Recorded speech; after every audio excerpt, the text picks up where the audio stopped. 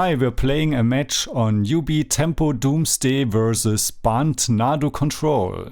So our hand isn't great, but it's also not that bad on the blind. We have a Psychic Frog on turn 2, or if we draw an untapped blue or black source, we can even play Psychic Frog turn 1 with the Lotus Petal, and we have Force and 2 dazes. Opponent plays Delighted Halfling.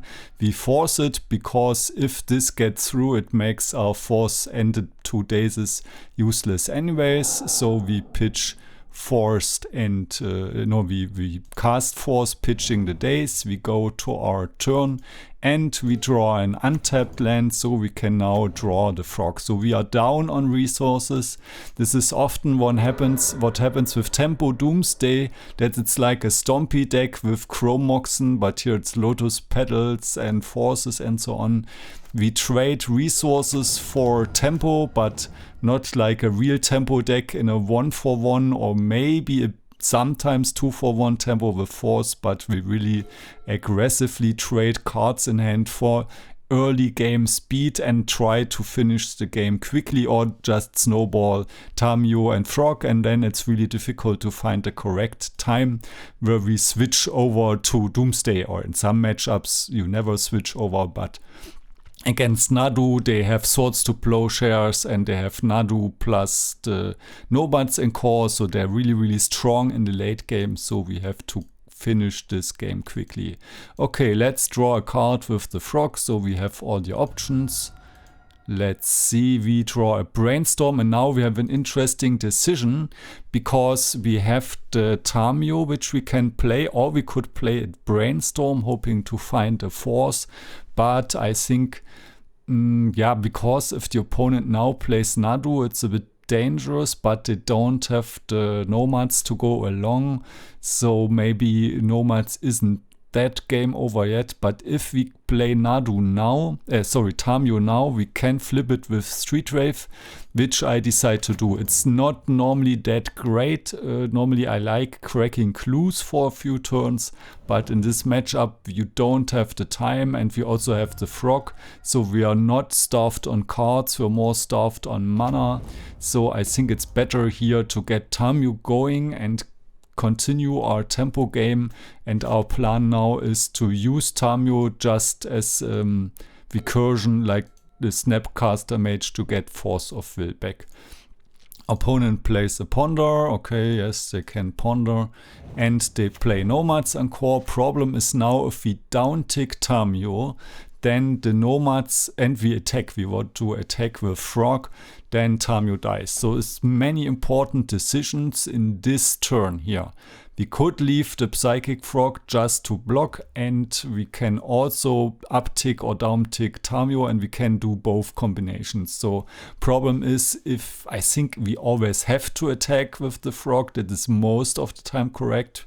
So we can fly with Frog, and I decide here to not fly and offer the trade, because I think maybe we want to fly next turn.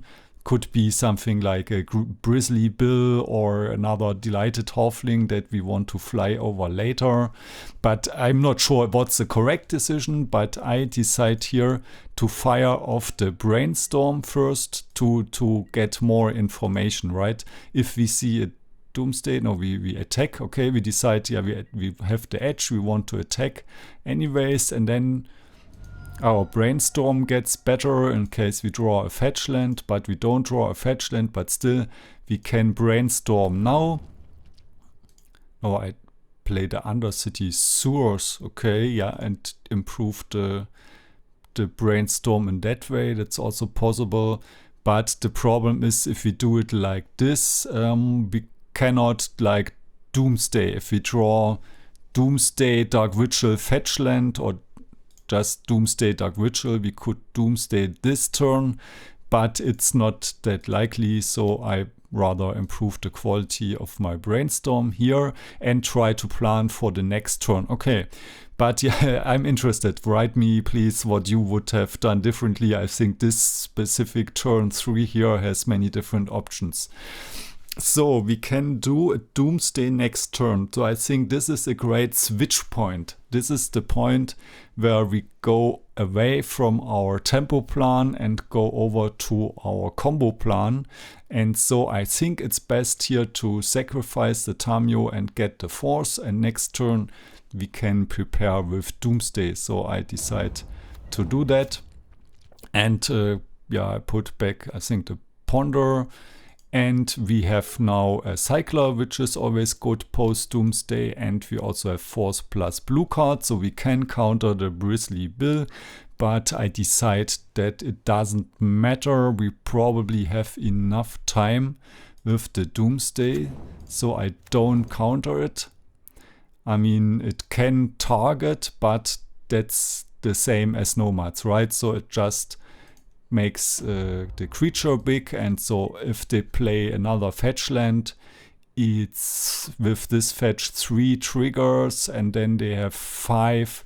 Okay, maybe I underestimated this. It could be 4, and this could also have a counter, though there would be 4 counters on this one, so it would be a 6/6 and then double it for 5, so it would be a 10/10 and 12. Yeah, so maybe this was not correct.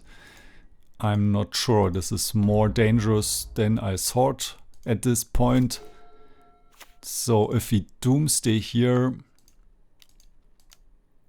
we probably have to win this turn, because Bristly Bill plus land could be really dangerous. But the good thing is we have enough cards. Actually, we could have flown over last turn and then flown again. But okay, we Doomsday, and the cool thing is we have 2 draws and a Psychic Frog. So what we can do here is we can just get Cyclers and Mana and Tassa's Oracle, and then cycle. Yeah, no Ponder, no. Cycle, Petal, Oracle, because I think we played the land this turn. So we have 2 Street Wraiths, the Petal and the 2 Tassa's Oracle, and then we just fly. And yeah, we have a problem if the opponent has something like, I don't know, they cannot double Swords to Plowshares because they only have 1 white source. So I don't know, maybe Daze, but I think they don't play Daze in a Bant control Nadu shell. Okay, so we attack here. And we fly. So I don't remember if you have to always remember to give the frog flying before resolving Doomsday. Otherwise it's a bit harder, because then you have less cards in the graveyard. I think I did it here, and now we can cycle, Petal, and have the Force protected Oracle with 1 card in hand. Yeah, we don't have a 4th Cycler, but this wouldn't have worked. I think it would have worked with triple cycle and Psychic Frog. But we needed 1 Cycler to go into the pile.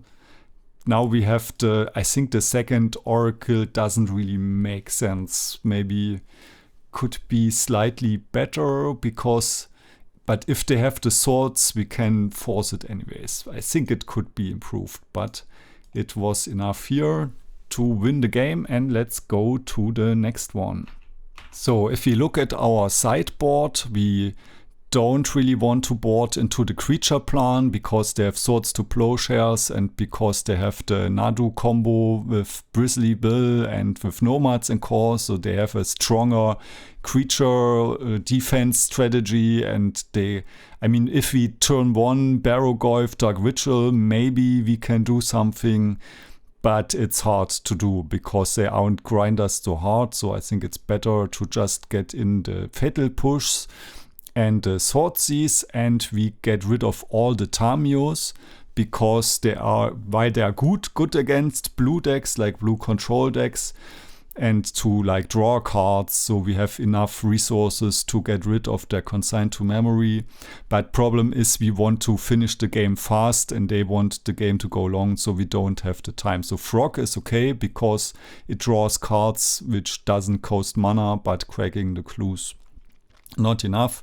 And here, according to the sideboard guide from Eureka, you get in the Force of Negation also. So 2 pushes, Force and Thoughtseize. And I think this is it. Yeah, right, it's 4. But here I boarded out the Cavern, which is wrong. I think I just followed the guide and mistakenly used the wrong one, the one against Nadu Elves, where you bought out Cavern of Souls, but of course you have to activate your brain. So I should have kept in the Cavern. And the Gravedigger's Cages, there was, if you're a patron of Eureka, there's a really cool video of him against Jarvis Yu. And they talked about it so that the Jarvis did board out some or all Green Sun Zenith, and also said it's too clunky in the matchup. So yeah, but I think this is not totally wrong, boarding in the Gravedigger's Cage in case my opponent will keep in the Green Sun Zenith. But yeah, I think next time I will follow the correct guide and not board in the cages, but instead board Force of Negation, 2 pushs and 1 Thoughtseize.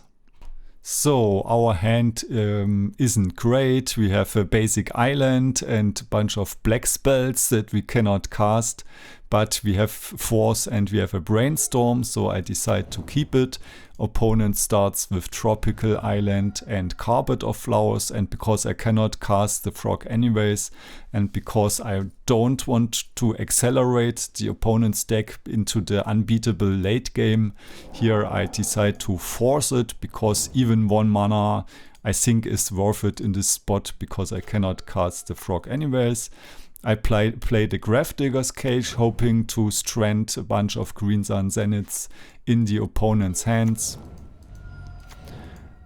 And opponent plays Delighted Halfling, 2 Delighted Halflings, so the Force wouldn't have done something anyways. And I draw into Dark Ritual Doomsday. And sorry, I skipped the turn. So what I did here is I am scared of Force of Will and I'm scared of Consigned to Memory. So I need to somehow beat that. So I made a slow pile with, I think it was Cyclers and Nadu. I don't remember what the rest was. So I see the Consigned to Memory. So I have to get rid of Consigned to Memory. And also then now I know there's a Swords to Plowshares and there's a Nadu. So Nadu will beat me down quickly, so I have to finish the game quickly, but I have to get what's it called? Domain blue pips for Tazza's Oracle.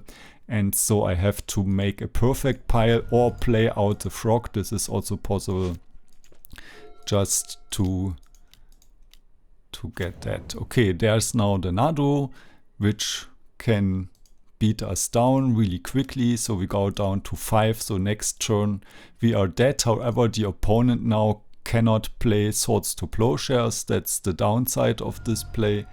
So we see opponent has Swords to Plowshares in hand and 1 unknown card. So it cannot be Force blue card. So we can just cycle, go to 1 life, and here what I like to do is not use the cycle in case they have something in response. But I think this example doesn't matter, so they cannot play Swords to Plowshares, and we win the game and we win the match.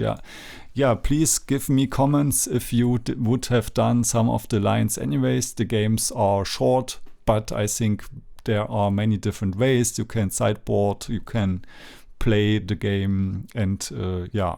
So see you later.